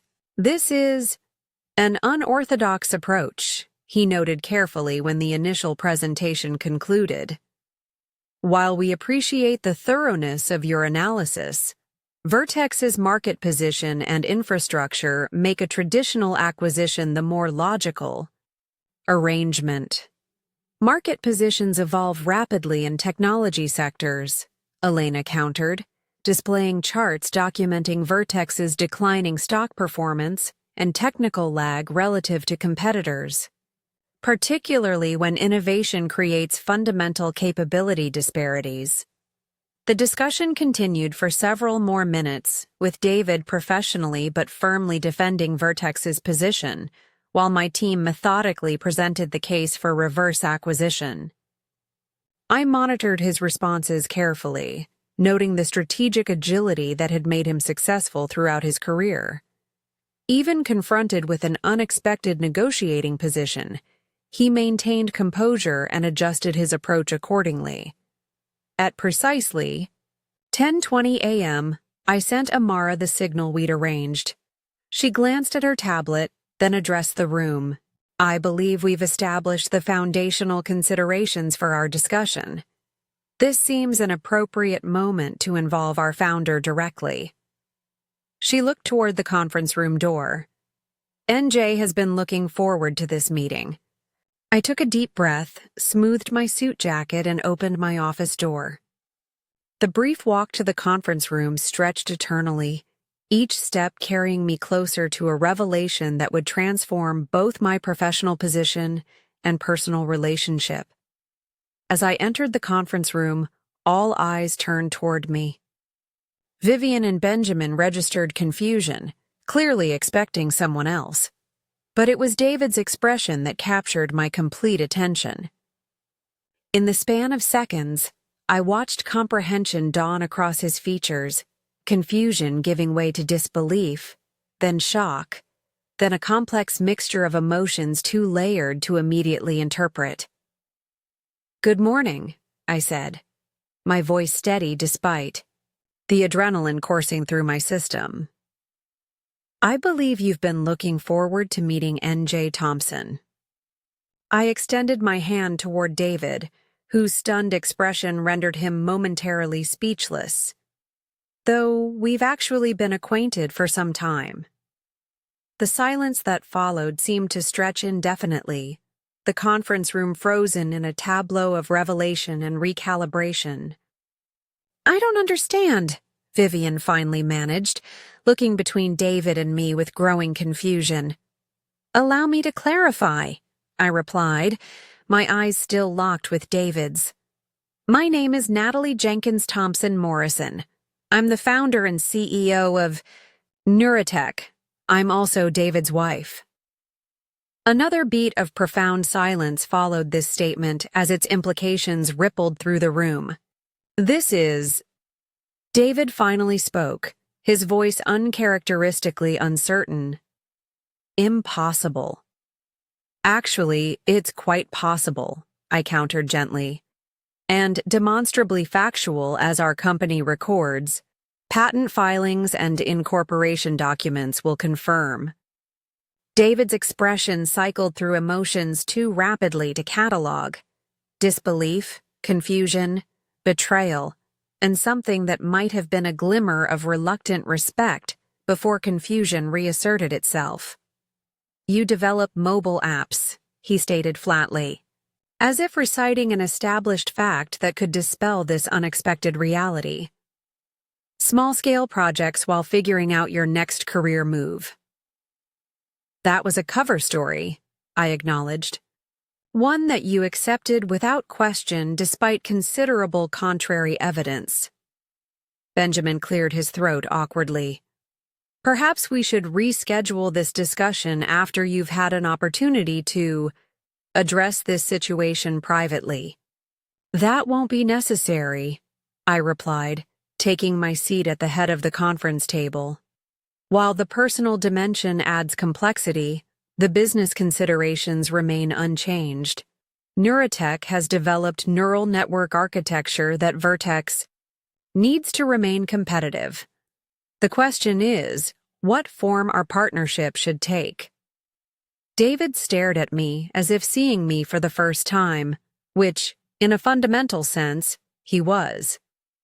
The woman he'd married, the woman whose business ambitions he'd consistently minimized, had built a company capable of acquiring his. The cognitive dissonance was written across his features. "You've been deliberately deceiving me," he stated, his tone shifting from confusion to accusation. "For years." "I've been building a company," I corrected. "Initially without your knowledge, because your response to my professional aspirations had consistently been dismissive. Eventually, with your unwitting assistance as you shared Vertex's technical challenges and market vulnerabilities over dinner conversations." David's expression hardened as the implications registered. "This creates significant legal and ethical concerns, conflicts of interest, misuse of privileged information, all of which our legal team has thoroughly addressed," I interrupted, maintaining professional composure despite the personal undercurrents. "Every action has been within appropriate legal and ethical boundaries, but those are secondary considerations at the moment." I turned to address the entire room. "The primary question is whether a partnership between our organizations makes strategic sense for both entities. The personal connection between leadership is unusual but not prohibitive." Vivian and Benjamin exchanged uncertain glances, clearly struggling to navigate this unprecedented situation. David remained silent, his expression unreadable as he processed the complete recalibration of both professional and personal realities. "Perhaps," Amara suggested diplomatically, "we should review the technical synergies that initially brought our organizations together. The strategic logic remains sound regardless of these unexpected circumstances." For the next 30 minutes, the meeting proceeded with surreal professionalism. Marcus detailing Neurotech's architecture, Elena outlining implementation protocols, Raj discussing market positioning. Throughout this presentation, David remained mostly silent, his attention divided between the business discussion and the personal revelations still reverberating through his consciousness. When the technical review concluded, I addressed the elephant in the room directly. "I understand. This situation is unprecedented and requires careful consideration. I suggest we adjourn for today and reconvene early next week after each party has had time to assess the implications." As the meeting concluded and Vertex's team prepared to depart, I asked David to remain behind. Once the others had left, we faced each other across the conference table, husband and wife, but also executives from companies in potential acquisition discussions. "How long have you been planning this?" he asked, his voice carefully controlled. "I haven't been planning." "Anything in the sense you're implying," I replied. "I built Neurotech because I identified a gap in enterprise systems that needed solving. Its growth and success weren't orchestrated to create this specific situation." "But you maintained the deception deliberately," he countered, "while I shared company information and strategy with you. Information you've clearly leveraged in developing your acquisition approach.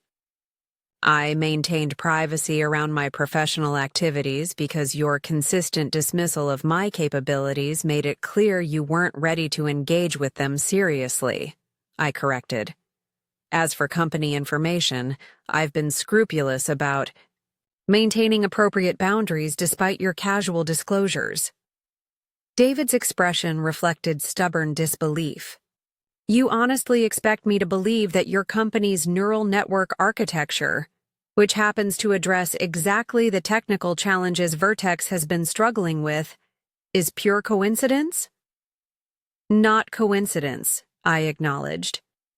"Insight. I recognized enterprise-level integration problems that many companies, including Vertex, were experiencing. I developed solutions based on market needs, not your specific company." He shook his head, struggling to reconcile his long-held perceptions with the reality before him. The woman I married was a mid-level product manager, not this. The statement hung between us, a perfect distillation of the disconnect that had characterized our relationship for years. I was always this, I replied quietly. You just couldn't see it. For a moment, something flickered across David's features, a glimpse of recognition, perhaps even remorse, before professional defensiveness reasserted itself. This creates an impossible situation at Vertex, he stated, shifting back to business concerns. My position is compromised regardless of how this progresses. That's one perspective, I acknowledged.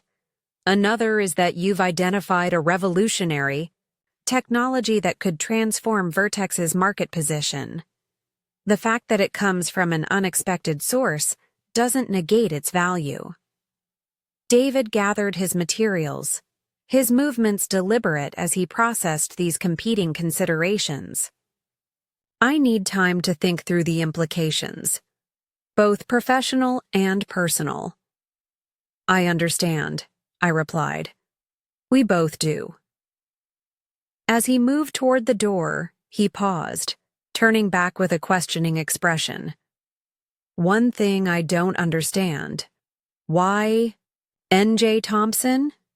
Why the elaborate persona? They're my grandmother's initials combined with my middle name, I explained. As for the persona, it served a practical purpose, allowing the company's work to be evaluated on its merits rather than influenced by preconceptions about its founder. Preconceptions, he repeated, the word carrying layers of unspoken meaning between us. Like assuming someone can't build enterprise-level neural network architecture because they're your wife, I replied gently. David's expression tightened, but he offered no response before departing. Through the conference room windows, I watched him cross our reception area, his posture rigid with controlled tension. The facade of confidence he typically projected had been replaced by something more vulnerable, the demeanor of someone whose fundamental assumptions had been forcibly recalibrated.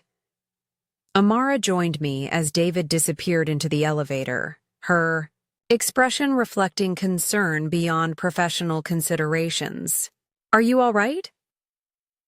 I considered the question, assessing my complex emotional state. I'm clarified. For 2 years, I've maintained separate identities, founder and wife, visionary and supportive spouse. That division has collapsed, and whatever comes next will at least be integrated. And your marriage?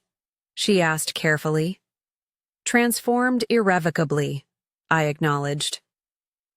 The question is whether it can be rebuilt on a foundation of mutual recognition rather than asymmetrical perception. As I returned to my office to prepare for the inevitable fallout, both professional and personal, I found myself experiencing an unexpected sense of liberation. The revelation had been seismic, but it had also been truthful. Whatever came next would be based on reality rather than illusion, on genuine capability rather than comfortable misconception. The path forward remained uncertain, but for the first time in years, it would be navigated without the weight of hidden achievement or unacknowledged ability. And regardless of the personal outcome, the professional reality was undeniable. The company David had dismissed as my little project now stood poised to acquire his own. The ultimate irony wasn't lost on me. In consistently underestimating his wife, David had inadvertently created the very situation that now threatened his professional position and challenged his most fundamental assumptions. Sometimes the most profound lessons come from the places we least expect to find wisdom, even from the supposed hobbies we're too certain to take seriously. Thursday morning dawned with the peculiar crystalline clarity that seems reserved for life's pivotal moments. I stood at the window of my downtown apartment, watching the sun illuminate San Francisco's skyline, each glass tower catching the light in sequence like dominoes of brilliance falling across the city. Today, Vertex's board would vote on Neurotech's acquisition proposal, a decision that would reshape not just two companies, but the foundation of my marriage. My phone buzzed with a text from Amara. Investors are in position. Legal team standing by. Ready when you are. I took one final moment of reflection before replying, on my way. The drive to Neurotech's headquarters gave me time to center myself. For 2 years, I'd lived a compartmentalized existence, founder and wife, visionary and supportive spouse. That division had collapsed with David's discovery of my professional identity, and whatever emerged from today's decision would represent a new integration of those previously separate worlds. The executive floor buzzed with controlled energy when I arrived. My leadership team awaited in the conference room, their expressions reflecting the day's significance. Vertex's board meeting begins at 9 a.m., Raj reported. Our sources indicate the vote will be close. Market speculation is intensifying, Elena added, displaying financial feeds on the wall screens. Vertex's stock is up another 3% on acquisition. Rumors. And their clients? I asked, focusing on the business fundamentals beneath the corporate drama. 3 major accounts have reached out expressing support for integration, Marcus replied. They're particularly interested in how our neural architecture would enhance their existing Vertex implementations. I nodded, processing this information through the dual lenses of strategic assessment and personal impact. Even amid the swirling complications, the business case remained compelling.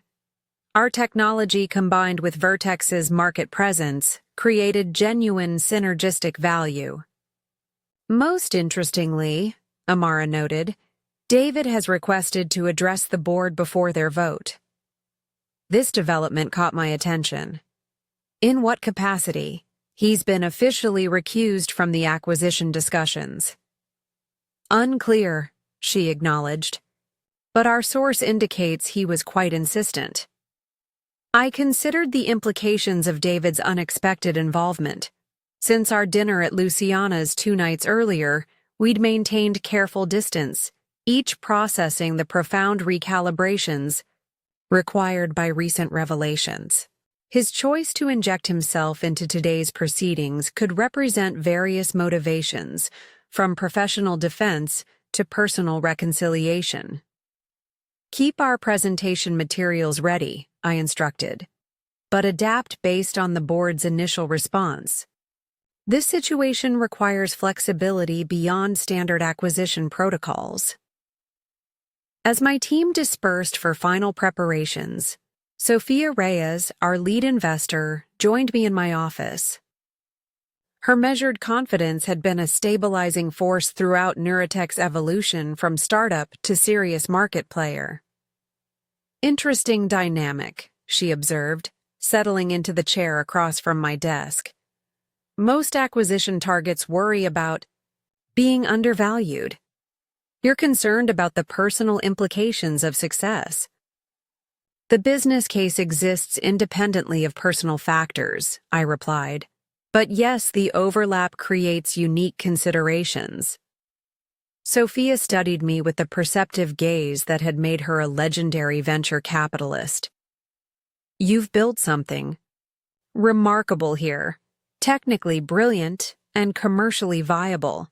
That achievement stands regardless of today's outcome. Thank you, I acknowledged, appreciating her focus on the fundamental accomplishment rather than surrounding complications. Whatever happens with Vertex, she continued, you've proven something essential, not just to your husband or investors, but to yourself. You recognized a gap in the market that established players missed, and you built the solution they're now competing to acquire. Her observation cut to the heart of what sometimes got lost amid the personal drama, the fundamental validation represented by Neurotech's success.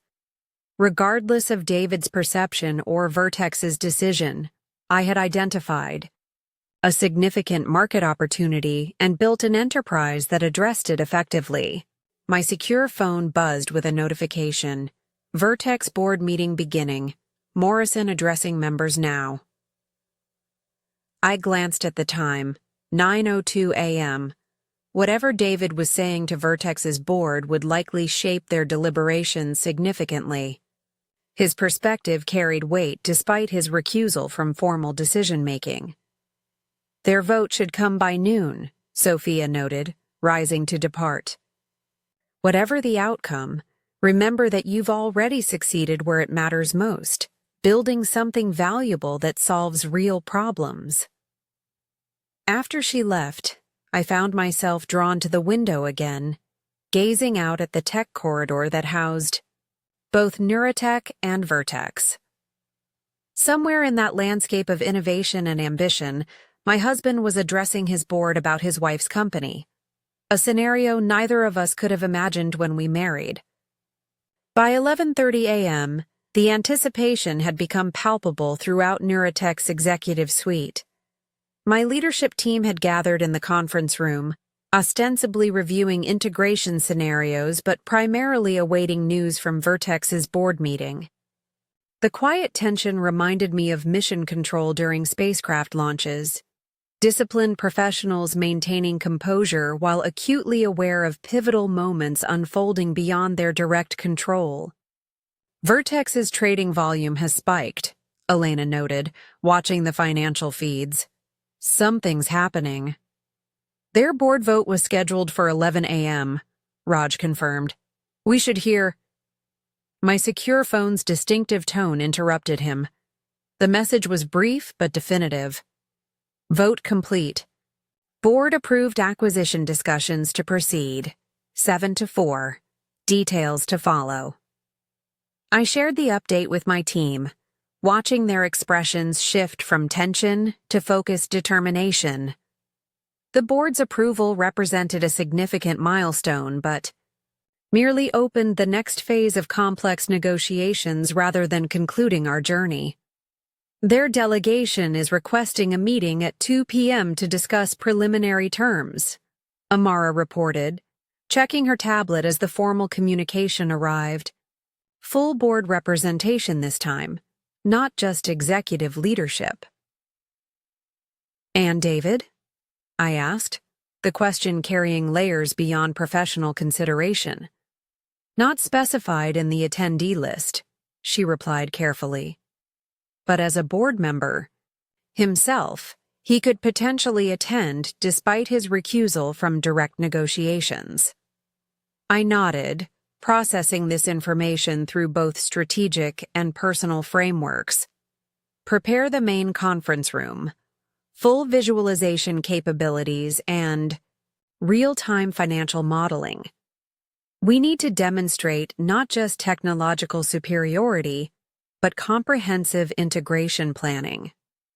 As the team dispersed to implement these directives, my personal phone buzzed with a text that momentarily froze my carefully maintained composure. Board approved moving forward, as you've likely heard. Request permission to attend this afternoon's meeting, not as negotiator but as witness. Important for both professional and personal reasons. David. The request was unexpected, yet somehow fitting, acknowledging both the business protocol of seeking approval and the personal significance of witnessing this unprecedented confluence of our separate worlds. After brief consideration, I typed my reply. Approved. This involves both our professional futures. See you at 2. The intervening hours passed in focused preparation, each member of my team refining their components of our comprehensive presentation. By 1:45 p.m., the conference room had been transformed into a showcase of Neurotek's capabilities, visualization systems displaying integration models, market projections, and implementation timelines across wall-sized screens. At precisely 2 p.m., Vertex's delegation arrived, a substantially larger group than previous meetings, including board members, executive leadership, and technical specialists. They entered our conference space with the measured caution of people navigating unfamiliar territory, both physically and strategically. The observation reflected emerging understanding of the parallel processes unfolding, corporate integration and relationship redefinition proceeding simultaneously, but not necessarily synchronously. The key question, he continued after thoughtful silence, is whether our relationship can evolve beyond its established patterns. Whether I can genuinely see and engage with who you actually are, rather than who I've assumed you to be. The question reflected surprising emotional intelligence, recognizing that genuine relationship required accurate perception rather than comfortable misconception. It's a significant recalibration, I acknowledged, one that involves fundamental reassessment of established dynamics. But potentially worth the effort, David suggested, his expression reflecting determined hope rather than casual optimism. If it creates possibility for authentic connection based on actual recognition rather than convenient assumption. As our evening concluded without definitive resolution but with emerging clarity, I found myself contemplating the parallel journeys unfolding. Neurotek and Vertex moving toward corporate integration, while David and I navigated potential relationship recalibration. Neither process guaranteed success, but both offered genuine possibility previously obscured by limited perception and artificial separation. 3 months later, I stood at the podium in Vertex's main auditorium, addressing the combined workforce of our newly integrated company. The acquisition had been finalized 2 weeks earlier after intensive due diligence and complex negotiation, creating what industry analysts were already calling a potential market leader in predictive enterprise systems. Today represents not just corporate combination but vision integration, I explained to the assembled employees. Neurotek's architectural innovation combined with Vertex's market presence and implementation expertise creates capability that neither organization could achieve independently. From my position on stage, I could see David seated in the front row, his expression reflecting professional engagement and personal support. In the months since the initial revelation, he had navigated the complex transition with surprising adaptability, accepting his recalibrated role within the new organizational structure, while actively engaging in personal relationship redefinition. Integration always involves challenge, I continued, addressing the inevitable concerns in any corporate combination. Familiar patterns give way to new configurations. Established assumptions yield to emerging possibilities. Comfortable limitations are replaced by expansive opportunities. The corporate message carried personal resonance beyond its professional application, reflecting the parallel journey David and I had been navigating in our relationship. The process hadn't been simple or linear, but it had been genuine, each of us engaging with the complex recalibration required by fundamentally altered circumstances. The most significant innovation often emerges from unexpected sources, I noted, making eye contact with David as I delivered this particular point. From perspectives previously overlooked or capabilities unnecessarily limited, from potential recognized regardless of preconception. As the presentation concluded and employees dispersed to integration workshops, David joined me near the stage, his professional demeanor appropriate for the public setting despite the personal connection. "Compelling vision," he observed, both corporately and metaphorically. "Thank you," I replied, appreciating his recognition of the dual layers in my presentation. The parallels weren't entirely coincidental. "I gathered as much," he acknowledged with a small smile. "Integration always involves challenge indeed." We walked together toward the executive conference room, where leadership teams from both organizations awaited to continue integration planning. The professional collaboration had developed productive rhythm despite the unusual circumstances, each of us contributing distinct capabilities to the merged entity. "Dinner at home tonight?" David suggested as we approached the conference room. "I'd like to continue our conversation about mutual recognition and recalibrated expectations." "I'd like that," I agreed, recognizing the invitation's significance beyond its straightforward content. The personal journey remained ongoing, each day bringing new opportunities for genuine seeing rather than assumed limitation, for authentic connection rather than comfortable misconception. The process wasn't perfect or complete, but it was genuine, each of us engaging with who the other actually was, rather than who we'd assumed them to be. As we entered the conference room to continue corporate integration planning, I reflected on the parallel journeys unfolding, professional combination and personal recalibration proceeding simultaneously, with neither guaranteed success, but both offering genuine possibility. The ultimate irony remained inescapable, but had transformed from bitter resentment to thoughtful recognition. David's persistent underestimation of my capabilities had inadvertently created the very situation that forced their acknowledgement. His comfortable assumption that his wife's business ambitions represented cute hobby projects had enabled the development of an enterprise capable of acquiring his company. The dismissal he'd offered with well-intentioned condescension had created space for achievement he now recognized with genuine respect. Sometimes life's most profound lessons arrive in unexpected packages, even in the form of the little projects we're too certain to take seriously. And sometimes, our greatest growth emerges not from comfortable validation, but from the painful recalibration that occurs when our fundamental assumptions collide with undeniable reality. The acquisition of Vertex by Neurotech represented corporate strategy and market positioning, but its deeper significance lay in the transformation of perception it necessitated. In consistently underestimating his wife's capabilities, David had inadvertently created the very circumstance that forced their recognition, a paradoxical gift of clarity emerging from the very limitation it ultimately shattered. As we gathered around the conference table to continue integration planning, I caught David's eye briefly across the room.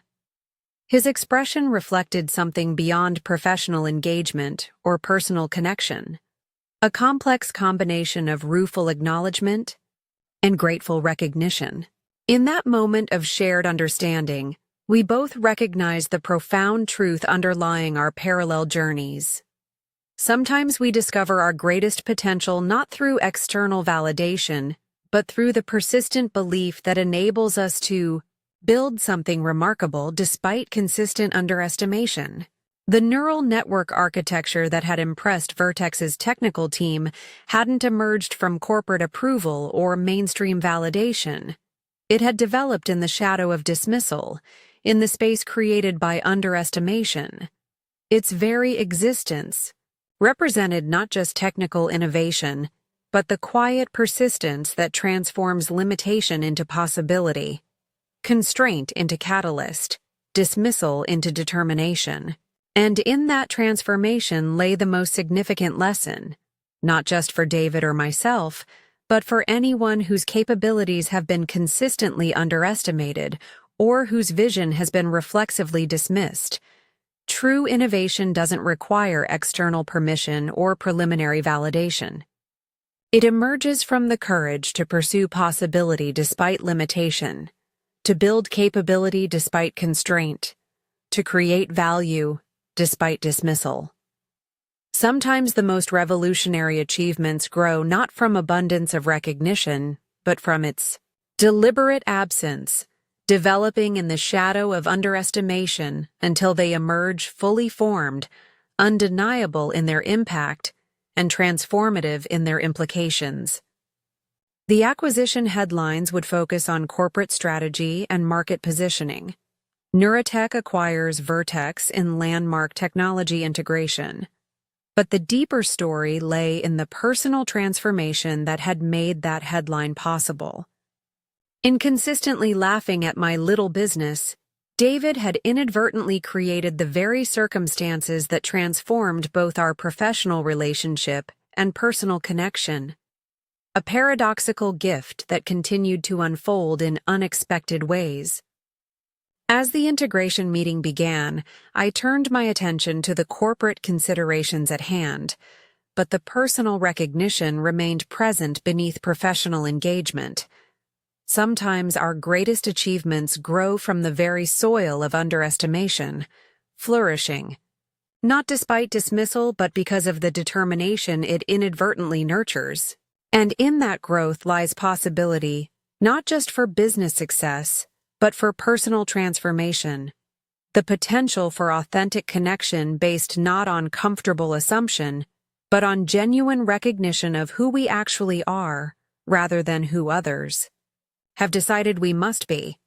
Up next, you've got 2 more standout stories right on your screen. If this one hit the mark, you won't want to pass these up. Just click and check them out. And don't forget to subscribe and turn on the notification bell so you don't miss any upload from us.